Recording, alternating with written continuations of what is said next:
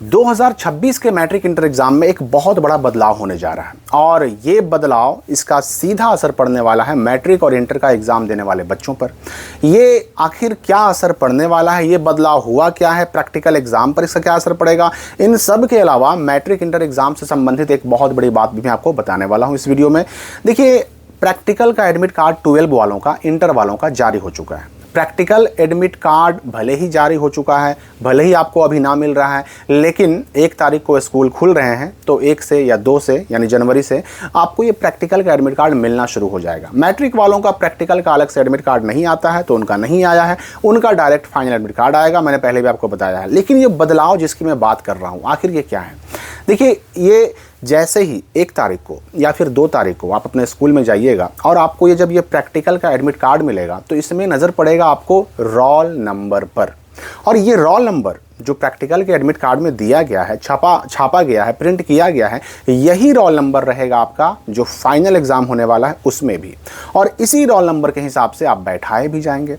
लेकिन आखिर इसमें बदला क्या गया? तो देखिए, रोल नंबर को देखिएगा तो इसमें ये रोल नंबर जो इंटर वालों का है वो होता है 8 अंकों का, मैट्रिक वालों का रोल नंबर होता है 7 अंकों का, 7 डिजिट का, लेकिन इंटर वालों का 8 डिजिट का, 8 अंकों का होता है। अब इस 8 अंक में शुरू वाले जो 2 अंक हैं वो 2 और 6 रहेंगे, 26 रहेंगे। इस 26 का मतलब क्या हुआ कि 2026 के बोर्ड एग्जाम में आप बैठ रहे हैं।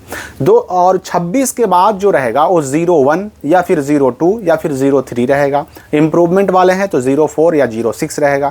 तो अगर 26 के बाद 01 है मतलब साइंस के स्टूडेंट हैं, अगर 26 के बाद 02 है मतलब कॉमर्स के स्टूडेंट हैं, 26 के बाद 03 है मतलब आर्ट्स के स्टूडेंट हैं, 26 के बाद अगर 04 है मतलब साइंस के स्टूडेंट हैं लेकिन इम्प्रूवमेंट वाले हैं। ठीक है, इम्प्रूवमेंट वालों का 2604, 2606 होता है। तो 2604 है मतलब साइंस के स्टूडेंट हैं पर इम्प्रूवमेंट वाले हैं, बेटरमेंट वाले हैं, यानी कि समुन्नत परीक्षा जो अपना नंबर बढ़ाने के लिए होता है ना, वो फॉर्म आप भरे हैं। और 2606 भी इम्प्रूवमेंट वालों के लिए है लेकिन आर्ट्स के लिए है। 2605 जो है वो भी इम्प्रूवमेंट वालों के लिए है लेकिन कॉमर्स वालों के लिए है। तो ये तो आप समझिए। अब इस रोल नंबर में छुपी हुई है एक बहुत बड़ी, एक बहुत गहरी जानकारी। देखिए, 2023 में जो मैट्रिक का और इंटर का एग्ज़ाम हुआ 2023 में, या फिर उससे पहले 2023 तक जो तरीका अपनाया जाता था बच्चों को बैठाने का, रोल नंबर अलॉट करने का, वो तरीका क्या होता था कि बच्चों के नाम के पहले अक्षर के हिसाब से अल्फ़ाबेटिकल ऑर्डर में उन बच्चों को रोल नंबर अलॉट होते थे। यानी अगर किसी का नाम डबल ए से है तो पहले उसका नाम आएगा, उसके बाद जो जिसका नाम डबल ए से नहीं, ए बी से है, उसके बाद मतलब ए वाले पहले, बी वाले बाद में, सी वाले उसके बाद, डी वाले उसके बाद, इस तरह से पहले सीरियल नंबर से सीरियल ऑर्डर में बच्चों का नाम अरेंज करके उनको रोल नंबर अलॉट किया जाता था। मतलब जो रोल नंबर बच्चों को प्रदान किए जाते थे, अलॉट किए जाते थे, वह अल्फ़ाबेटिकल ऑर्डर में होता था और इस अल्फ़ाबेटिकल ऑर्डर में ही बच्चे एग्ज़ाम में बैठते भी थे। लेकिन 2023 तक ये नियम काम किया, 2024 में बदला गया इसको। 2024 में क्या किया गया कि बच्चों के अपने नाम के हिसाब से नहीं, बच्चों की माँ के नाम के हिसाब से, बच्चों के माँ के नाम के हिसाब से अल्फ़ाबेटिकल ऑर्डर में बच्चों को सजा दिया गया और बच्चों के माँ के जो पहले अक्षर के हिसाब से नाम था उसको अल्फ़ाबेटिकल ऑर्डर में सजा करके और तब बच्चों का रोल नंबर अलॉट किया गया। मतलब उस केस में क्या हुआ 24 में कि अगर किसी बच्चे का, 2 बच्चे के अगर माँ का नाम एक है या एक जैसा है या फिर एक ही लेटर से शुरू होता है तो उनका सीट फाइनल एग्जाम में आसपास आ गया, अगल बगल आगे पीछे आ गया। अगल बगल नहीं कहेंगे, आगे पीछे होता है तो आगे पीछे आ जाएगा।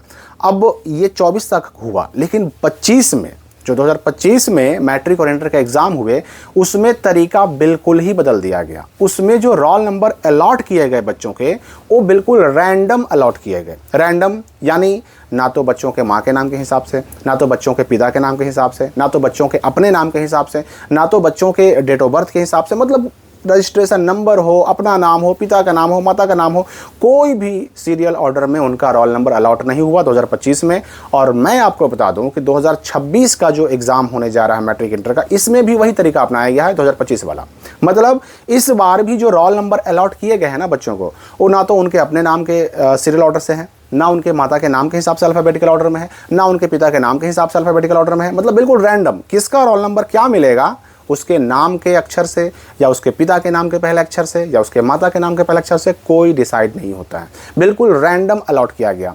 अब जरा इस स्क्रीनशॉट में देखिए, इस स्क्रीनशॉट में रजिस्ट्रेशन नंबर के हिसाब से जो है बच्चों के अपने नाम के पहले अक्षर के हिसाब से उनका रजिस्ट्रेशन नंबर तो अलॉट किया गया, यानी ए से नाम शुरू हुआ और उसी हिसाब से रजिस्ट्रेशन नंबर भी बच्चों के अलॉट किए गए। लेकिन अब इनका रोल नंबर देखिए, रोल नंबर देखिएगा तो इसमें ना तो अब बच्चों के अपने नाम के पहले अक्षर के हिसाब से है, ना पिता के नाम के, ना माता के नाम के, किसी भी हिसाब से नहीं है। और यही 2026 के लिए लागू होगा। तो जाहिर सी बात है कि जो रोल नंबर आपको मिल गया, यही रोल नंबर आपके आने वाले एग्ज़ाम यानी 2026 के फरवरी वाले एग्ज़ाम में भी रहेगा। तो 2026 के फरवरी वाले एग्ज़ाम में कौन सा बच्चा किसके आगे बैठेगा, कौन सा बच्चा किसके पीछे बैठेगा, ये अब आपके नाम से डिसाइड नहीं होगा, आपके रोल नंबर से डिसाइड होगा। अगर किसी अगर हम इंटर की बात करें, अगर इंटर में किसी के रोल नंबर के लास्ट में अगर 01 है और किसी के रोल नंबर के लास्ट में 02 है, तो 1 वाले के पीछे बैठेगा 2, 2 के पीछे 3, 3 के पीछे 4। लेकिन ये रोल नंबर से बैठेंगे उनके अपने नाम के हिसाब से, चूंकि रोल नंबर अलॉट नहीं हुआ है तो ये नाम के हिसाब से, माँ के नाम के हिसाब से, पिता के नाम के हिसाब से बैठना तो भूल ही जाइए। तो रोल नंबर जो अलॉट हुए, रैंडम अलॉट हुए, तो बच्चे भी जो बैठेंगे रैंडम बैठेंगे। लेकिन एक बात आपको याद रखनी है, जो मैंने कहा था ना कि एग्ज़ाम से संबंधित मैं एक खास बात बताऊँगा, तो याद रखिएगा कि सेंटर पर किसी भी एक स्कूल का सेंटर एक ही स्कूल में जाता है। यानी स्कूल का नाम अगर ए है तो स्कूल ए में पढ़ने वाले सारे बच्चों का सेंटर अगर जाएगा तो स्कूल बी में जाएगा। सेंटर जो है उन बच्चों का एक ही जगह रहेगा। लेकिन हाँ, किसके पास कौन बैठेगा ये डिसाइड होगा उनके रोल नंबर से। अब यहाँ पर मैं ये भी बता दूँ, किसी स्कूल में या तो सिर्फ लड़के होते हैं, यानी कि बॉयज़ का होता है स्कूल, कोई स्कूल सिर्फ लड़कियों का होता है, गर्ल्स स्कूल होता है, कुछ स्कूल को एजुकेशन वाले यहाँ लड़का लड़की दोनों पढ़ते हैं, वो भी होते हैं।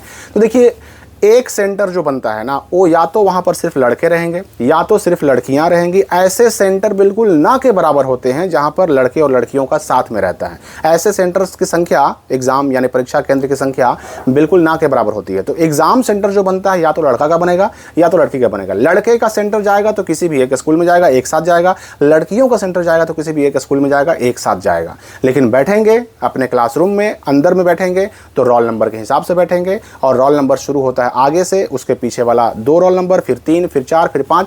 अभी आगे क्लासरूम में जाने के बाद हम कैसे बैठेंगे, किस बच्चे के पास कौन बैठेगा, हम सेंटर पर एंट्री करेंगे तो सेंटर पर चेकिंग कैसे होती है, सेंटर पर चेकिंग के अलावा सेंटर पर अंदर जाने के बाद अपना सीट कैसे ढूंढेंगे, कौन कौन सी चीज़ों को लेकर जाना है, कौन कौन सी चीज़ों को लेकर नहीं जाना है, इन सारी चीज़ों के लिए वीडियोज़ अभी आने वाले हैं। अभी आप ये स्पष्ट याद रखिए कि अब किसके पास कौन बैठेगा ना तो आपके फॉर्म भरने से डिसाइड होगा, ना तो आपके रजिस्ट्रेशन नंबर से डिसाइड होगा, ना आपके नाम से, ना पिता के नाम से, ना माता के नाम से, किसी भी हिसाब से आप एक जगह तो नहीं बैठेंगे। बैठेंगे तो बस अपने रोल नंबर के हिसाब से। और रोल नंबर बिहार बोर्ड ने डिसाइड किया तो रैंडमली डिसाइड किया, यानी बिना किसी आधार पर अलॉट हुए हैं। इसलिए किसके पास कौन बैठ रहा है ये जानकारी आपको अपने एडमिट कार्ड से मिलेगी। तो एडमिट कार्ड देखिए, अपने रोल नंबर के लास्ट वाले अंक देखिए, जिस सीरियल ऑर्डर में रोल नंबर होंगे उसी सीरियल ऑर्डर में बच्चे बैठेंगे। तो मेरे ख्याल से सारी बातें आप समझ गए होंगे।